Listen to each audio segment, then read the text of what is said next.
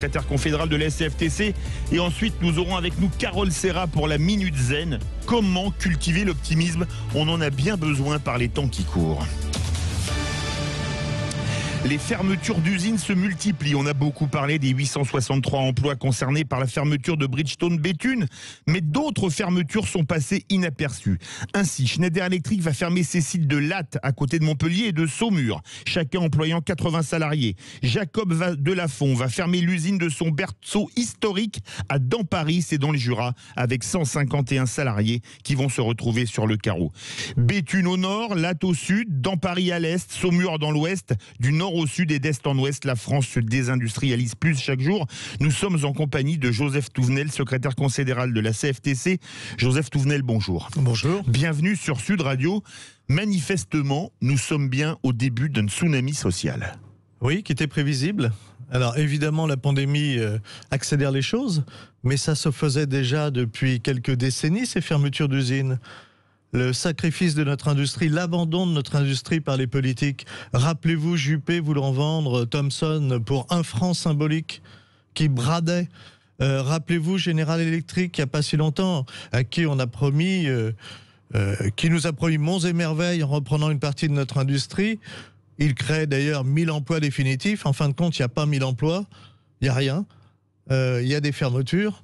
C'est-à-dire que nos politiques sont soit incompétents, et je vais m'arrêter là parce que sinon je serais très, très désagréable, encore plus désagréable avec nos politiques. Enfin, franchement, notre industrie en France, sans industrie, un pays ne peut pas être un pays performant. L'industrie, c'est des emplois derrière avec des services. Et des sous-traitants. Et des sous-traitants.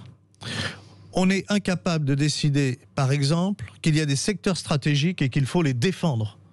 Et que si on les perd, eh bien, après, aujourd'hui, la Ligue contre le cancer vient de faire un communiqué en s'affolant, en disant « mais il y a des médicaments pour les cancéreux que nous n'allons plus avoir en France ». On avait Axel Kahn ce matin qui a dénoncé ce scandale sur Sud Radio dans le Grand Matin Week-end. Et ben voilà, mais c'était prévisible. Ah, c'est sûr que si on envoyait tous les labos en Chine et en Inde, on pouvait avoir des pénuries en France. C'était plus on s'en est rendu compte pour les masques, mais on s'en rend compte.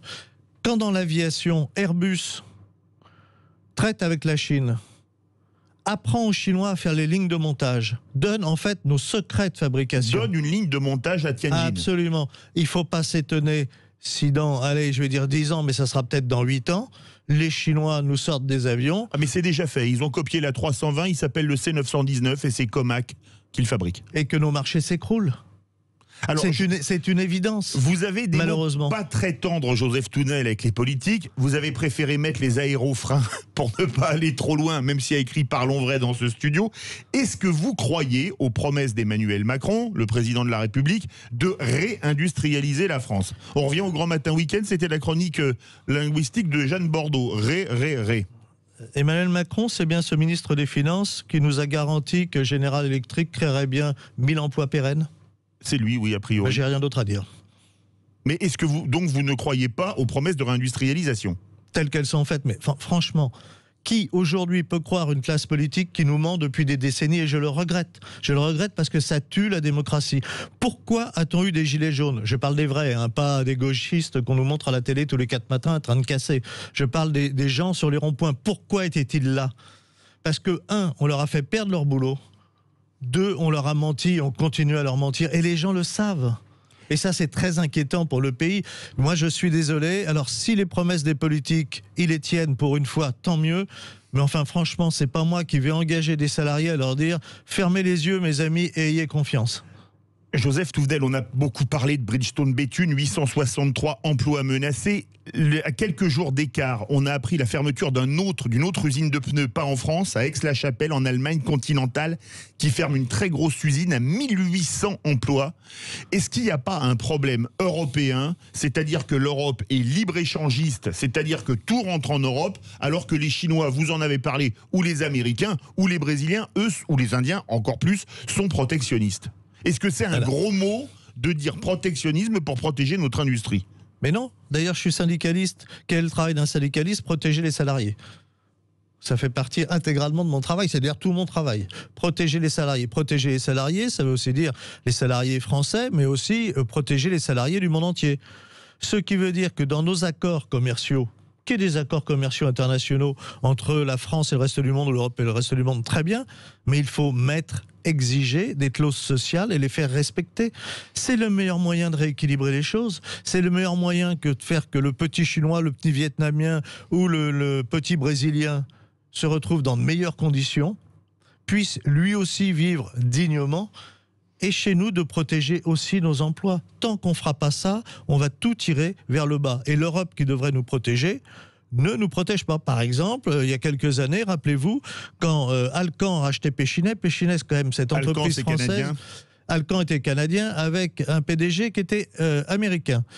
Péchinet, c'est une entreprise qui était très en avant, et notamment dans des métaux spéciaux, Les alliages. qui servaient, des alliages spéciaux, qui servaient pour la défense nationale, pour l'aéronautique et pour le spatial. Eh bien, on a laissé cette entreprise être rachetée par un Nord-Américain, qui bien évidemment est en compétition directe quand le PDG est américain avec les intérêts français, notamment de l'aérospatial, de la défense et etc. Enfin, c'est un non-sens. Et là, l'Europe avait une possibilité de bloquer les choses. Elle s'est refusée à le faire.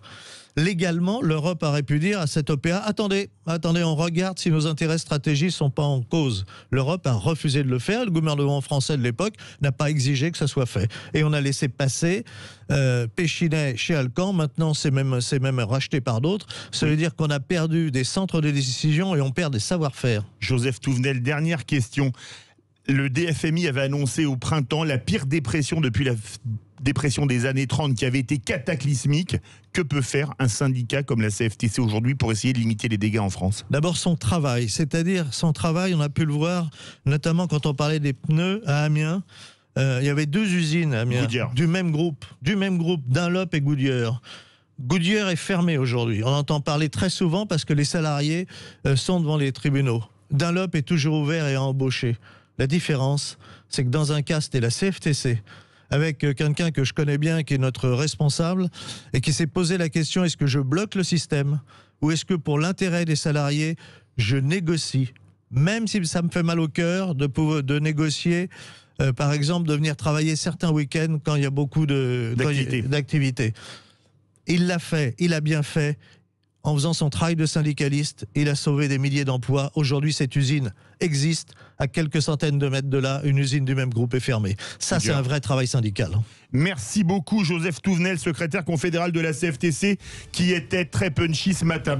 On va être zen dans quelques secondes avec Carole Serra. Comment cultiver l'optimisme dans cette actualité morose? Ça va faire du bien. Et ensuite, on retrouvera bien évidemment Marc Ezrati et sa bande pour On parle IMO. Restez bien avec nous sur Sud Radio.